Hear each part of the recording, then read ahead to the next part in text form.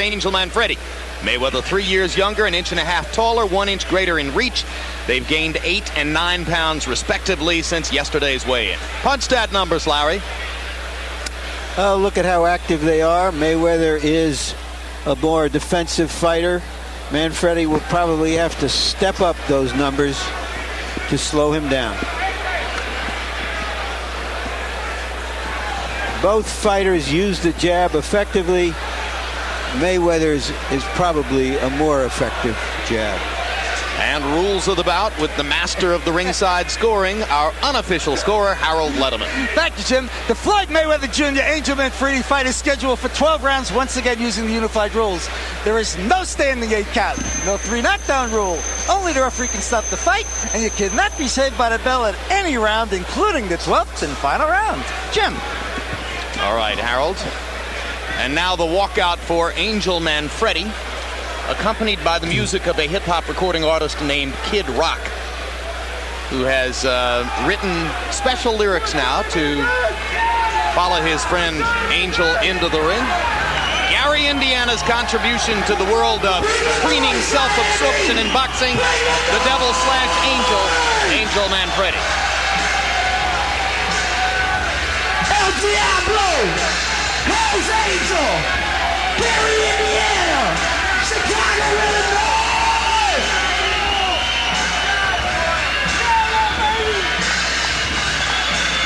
Kid Rock, I come to Spain.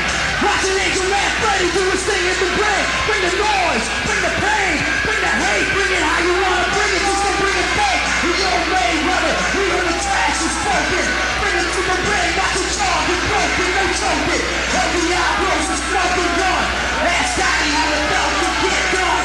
Nowhere to run, cause it's high tide. We can run from the devil, but you can't hide. Step aside, we ain't even hit the ground. We take the story to bell, then we're heading for the prince's crown. Bring the noise, Miami! Bring the noise! Hell's Angel! Chicago, Illinois! Gary, Indiana! Hell's Angel!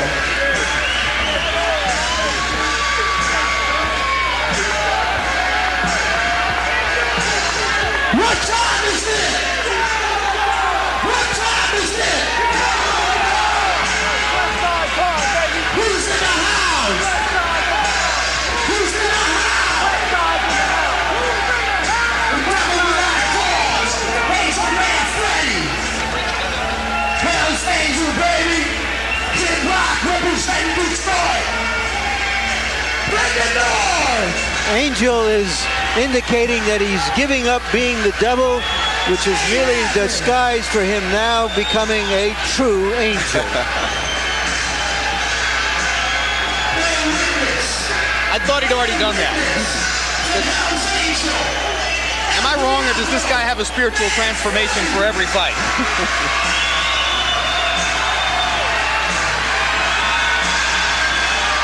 Another reinvention of himself. The same one we've seen before. Or Angel Manfredy. The 2 losses early in his career. Present win streak, as you see, 23, including the knockout of Arturo Gatti earlier this year, which did the most to give Angel his present reputation in the sport.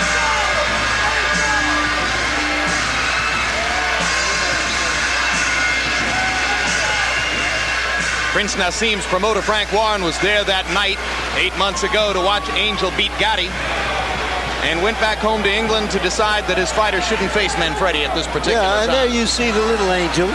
There you go. Three children. For the recently married Angel, who got married on Thanksgiving Day to the mother of his 3 children and longtime other half, Yvette, lovely lady who comes to the fighter meetings with him and is clearly the calmer half of the Manfredy coupling. The 90s is the decade of grand entrances, and Angel is one who has made it grand for himself. Here you see Floyd just kind of walks in, huh? all the decades before the 90s. I'll be coming to the ring now, says Floyd Mayweather.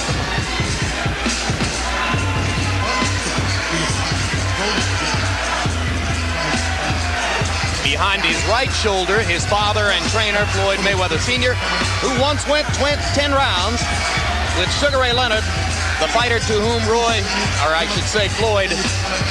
likes most to compare himself.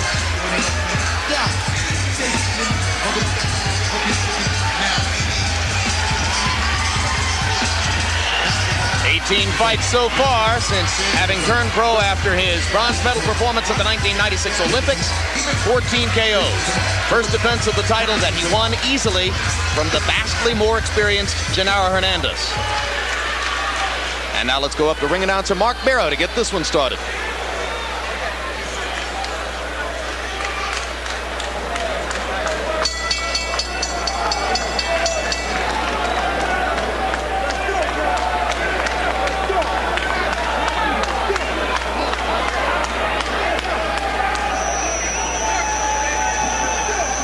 Ladies and gentlemen, Cedric Kushner Promotions in association with Top Rank Incorporated, the Miccosukee Indian Gaming, HBO Sports, and Budweiser, the undisputed, undefeated king of beers, This Bud's For You, presents the Network of Champions main event of the evening, 12 rounds for the WBC Super Bantamweight Championship of the world.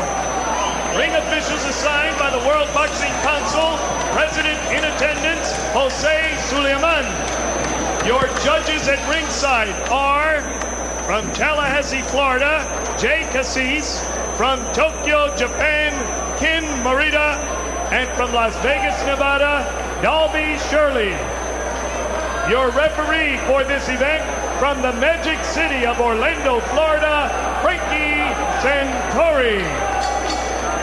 Introducing now the principals first in the blue corner to my right, wearing the silver sequin trunks with gold trim, weighing in at 130 pounds. His professional record, 25 victories, 2 defeats, 1 draw, and 20 wins coming by way of knockout. El Hijo de Puerto Rico, now boxing out of Gary, Indiana, the current WBU Super Featherweight Champion and challenger, Angel El Diablo Manfredy. His opponent in the red corner, wearing red trunks with blue and white trim, also weighing 130 pounds. He is undefeated in 18 professional bouts with 14 wins coming by way of knockout, originally from Grand Rapids, Michigan, and now boxing out of Las Vegas, Nevada, the WBC Super Bantamweight Champion of the world, Pretty Boy Floyd Mayweather. 12 rounds for the WBC Super Bantamweight Championship of the world.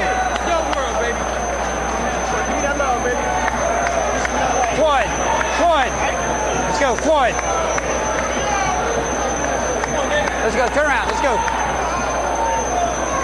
Angel. All right, gentlemen, we've gone over everything in dressing room. Let's just watch the low blows. Remember, here's the belt line. Keep it here above, all right? Watch your heads, just keep it fair. Questions? Questions here, questions here. Good luck to both of you. They're risking everything to win everything. But somehow when you risk everything, you wind up okay. Boy, Angel Manfredy is wearing leggings or stockings or something of the sort. Isn't that going to make him sweat more if the bout goes the distance? Yeah, it probably make his legs sweat a little bit more, but not too much because it's kind of cool here. It's winter time, so it shouldn't hurt him too bad. Yeah, plus there's massive air conditioning in the tent.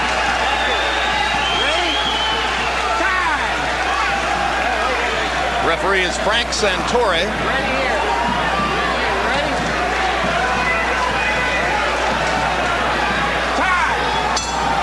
And that was the tinkle of the bell for round 1.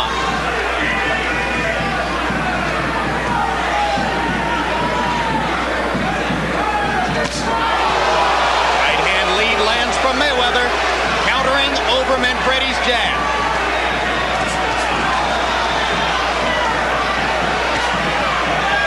Floyd has very quick hands. Quick hands and quick feet.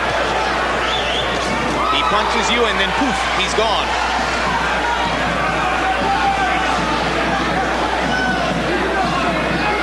And the Mayweather camp sees the speed advantage as being so big that Floyd Sr.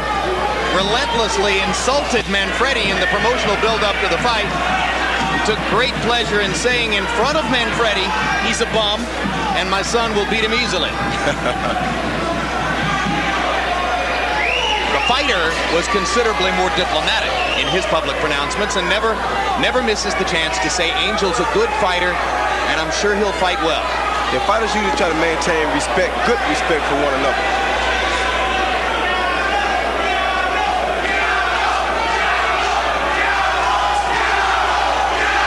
Already you've picked up a key element of the Mayweather plan.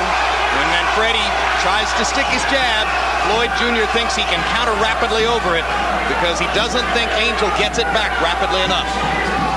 He already was able to counter it one time early in the fight. Manfredy, it would appear, can do best if he can pin Floyd Jr. against the ropes and hammer him on the inside.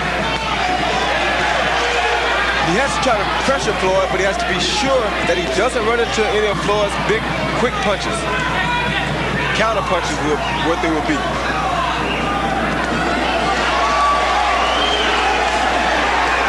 And Manfredy trying to get to the body as he momentarily flashes Mayweather to the ropes. Floyd slips away.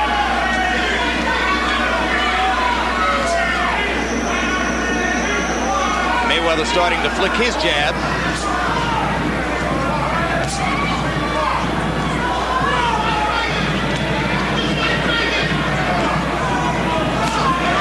Manfredy's throwing good body shots here early too, which will neutralize the speed some if he can do it over a period of time. But Floyd has very quick hands. He's showing very good head movement. Angel says, I have to cut off the ring, and then cut it off again. So far, he has on a couple of occasions been able to do exactly that and pin Mayweather against the ropes. Now he lands one again as Mayweather slips back away from the ropes. Doing much better in the second half of the round, Manfredy, than he did early on. And a body shot by Mayweather to punctuate round one. Listen, I don't want you reaching on this guy. You understand? Work the jab first, okay? When he starts going around, you cut him off. I want the double jab. You're not using your jab. Don't reach. First touch him with the jab a little bit. Then start moving in. I don't want you reaching, okay? Go downstairs. Pretty deep. Use your jab, okay? Speed back is on your left. Only one on left. Breathe in now slow. Breathe deep. Watch your open hand. Watch your open hand. Do it with the gloves close. Give me some pace. Mayweather dominated the early part of the round, comes back at the very end with a nice body shot followed by a jab.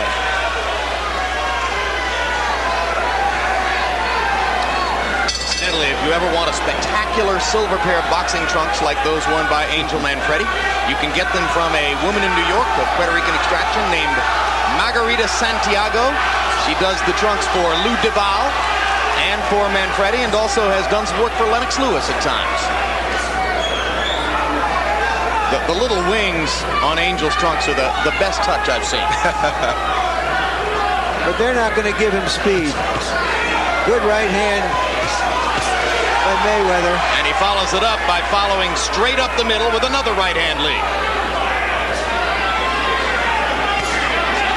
Left hook lands for Mayweather, and he's gone right up the middle through Manfredy's guard. Manfredy trying to find him so that he can cut off the ring and try to hammer him to the body as he was able to do in the latter stages of round one. Yeah, and Mayweather turned southpaw momentarily. Didn't fool Manfredy at all. He came in with a straight right hand. This is the pace that Manfredy needs to make Mayweather fight. He has to make the young, quicker fighter throw a lot of punches in order to neutralize some of his speed. He just has to make sure that he does not run into the big counter punches. So the Manfredy plan should be pressure, pressure, pressure. Yes, now Manfredy turned southpaw for a moment. And turns back. Good right hand by Manfredy. Straight up the middle by Manfredy. If you're slower than your opponent, the thing to do is to pressure him to try to make his arms tired so that you can wear him down to where he can be not as where he won't be as fast as he was in the early part of the fight.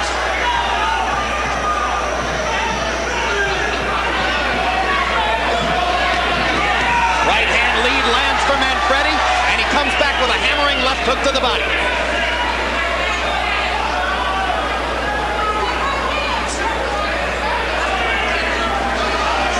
Mayweather was so successful early countering over Manfredy's jab that Manfredy for the moment has dispensed with it and is leading with the right hand instead. Yes, his corner told him to throw the double jab some, but he's doing the right thing. Pick the time to throw the jab because that's what Mayweather's looking for. And Mayweather seems a tiny bit confused as to what to do to mount his own offense now that Manfredy isn't throwing the jab, but there's a good idea. Mayweather with a right over the top stuns Manfredy. He's not confused at all. He's just boxing, keeping Manfredy out in the ear so he can see Manfredy. Manfredy in trouble as Mayweather pounds away. Manfredy almost went down. He won't take a knee, but he isn't throwing back. Mayweather pounding, and this one's going to be stopped too. Same spot in the ring where the heavyweight bout was stopped. And of this stoppage, I'm not quite as critical. I'm not either. I still thought it was a little quick. I think Manfredy was dazed. He should have taken a knee, pulled himself together, maybe too proud to do that. That's usually what happens with a champion. Much too proud to go down unforcefully. He seemed at a moment even to consider going down and pulled himself back up. And the difference here in the stoppage, guys, to me is that unlike Tua, Mayweather was landing virtually every punch in the rally. Yeah, he's landing a lot more punches. He was hurting Manfredy. Manfredy was not throwing punches back, and he wasn't doing a great job of getting out of the way of punches either. Yep, all of which conspires to say it was a more defensible stoppage than the one which preceded it in the heavyweight fight, although again, Angel Manfredy is going to say that was too quick. No, you have to give the referee credit too because he thought about it a couple times, but he said, wait a minute, let me make sure I don't do this too early. We've had one early stoppage. Let's not make it two in one night. But a period of time passed, Manfredy wasn't throwing back, and Floyd Mayweather Jr. has another big, stunning victory to cap off his rise to stardom in 1998.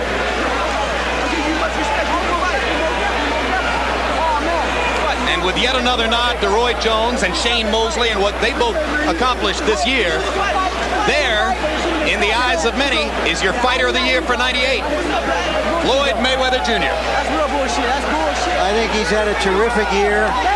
But Shane Mosley, to me, who defended his title 5 times and won 5 stoppages and knockouts, was the fighter of the year. There you saw that quick right hand, what makes this fighter so dangerous that you don't know when it's coming. And here's the rally that prompted the referee, Frank Santori, to stop it. Land, miss, land, miss, land, miss. Notice Manfredy did not throw a noticeable punch during that whole time. Yeah, from this point forward, I don't think he throws another shot.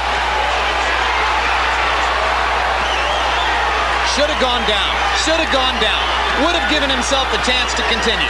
Too proud to go down. Yes, he should have taken a knee. But there you go again. When a guy's a champion, they hate to go to the canvas. No champion wants to go to the canvas. Yeah, and while we were critical of the referee in the heavyweight bout, it's like NFL officiating. It's easy to criticize them. It's not an easy job to go do. No, it's not. That's why I don't have much to say about it. Let's go to Mark Barrow for the official particulars on this one. Ladies and gentlemen, the time, 2 minutes, 47 seconds of the second round. Referee Frankie Santori stops this bout. The winner by technical knockout and WBC Super Bantamweight Champion of the world, Pretty Boy Floyd Mayweather.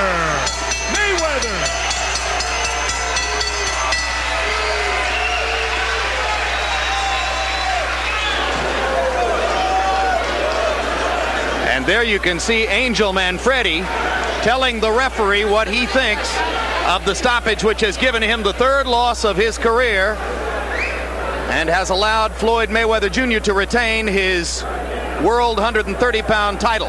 Manfredy's wife and brother silent behind him while Angel sounds off on what he surely thought was a premature stoppage. And now Larry Merchant with the referee, Frank Santori. Larry. Thank you, Jim. Frank, you describe why you felt the fight should be stopped when you did. Manfredy was taking punishment and was not answering back.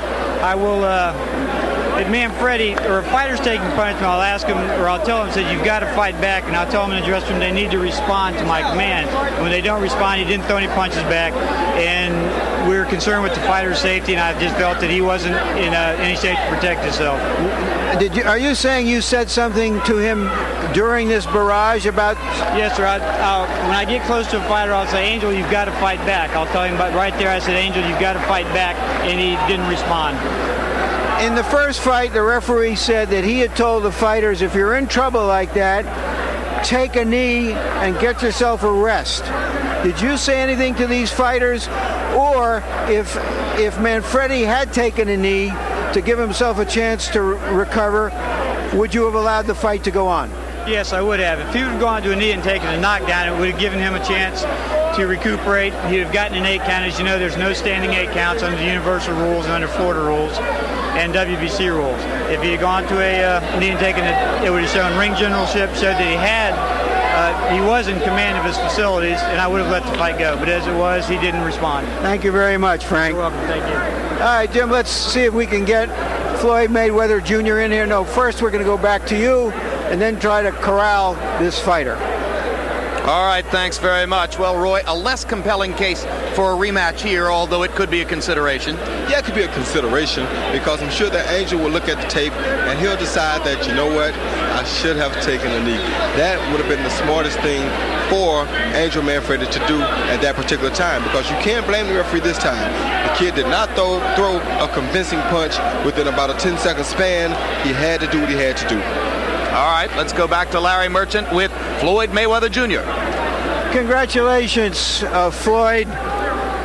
Did you think that he was defenseless on the ropes when you were pummeling him? Well, I won't say I was pummeling. I'll just say I was throwing some combinations and he wasn't responding back. But first of all, I want to thank God, thank the Mayweather family, thank my grandmother, my best friend Sean, and my girlfriend Melissa Brim for all supporting me. Did you hear the referee say in there, you have to punch back to Manfredy? Well, when we was in the dressing room, he said, if you're throwing combinations and throwing a lot of hard shots and the guy's not coming back, I may stop the fight. He said if Manfredy was doing the same to me, he would have stopped the fight. So I feel it was a good stoppage, but I feel Manfredy's a very, very good fighter. He's tough, he's strong, and he's dedicated to the sport of boxing. He got you a couple of times in there. Were your thoughts that this might go longer, or did you have any premonition that you could hurt him that quickly? Well, a lot of people don't believe in my knockout power. You got to realize, out of 18 fights, I had 14 knockouts. But I just took my time, relaxed, and stayed focused. And I seen the open the shot, so I took it, and that's the shot that hurt him. So I threw combinations. And, all right, we're going to try to show you the punch that hurt him, and then how you finish it. Describe what you see. See, right there, a right hand that shook him up.